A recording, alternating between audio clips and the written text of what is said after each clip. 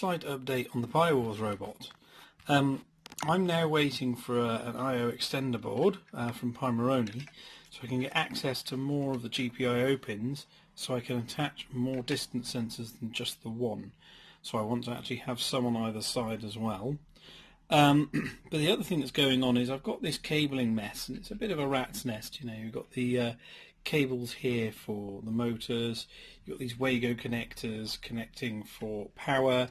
Those go to another layer of the board where there's a bit of a, not so much of a mess, but that goes to the switch, goes to the inactive turret motor, which I'm not going to wire for this event, and then that goes through to the bottom.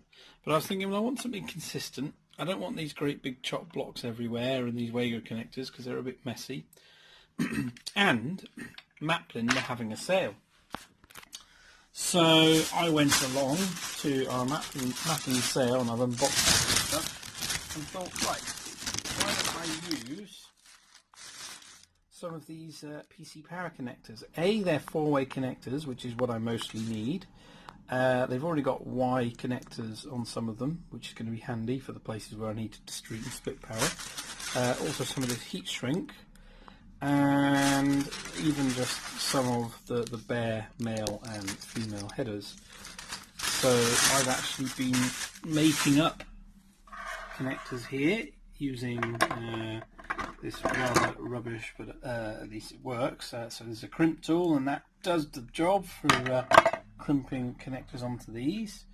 And my plan is to use the heat shrink here to divide these into two channels for the two motor channels. This one with the right angle can go into the under turret bottom area, straight to motors, but I might still have a tiny bit of the heat shrink just for that neatness.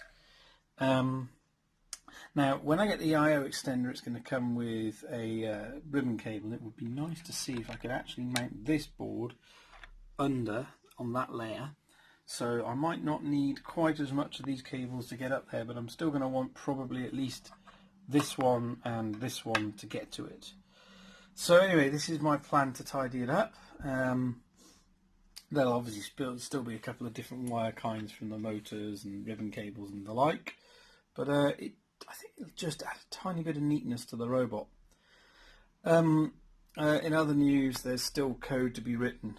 So I mean, I've got the simple distance sensing, I've got the colour sensing, and I'll make some videos with that running. But it's not quite up to over the rainbow yet, so there's still code to be written.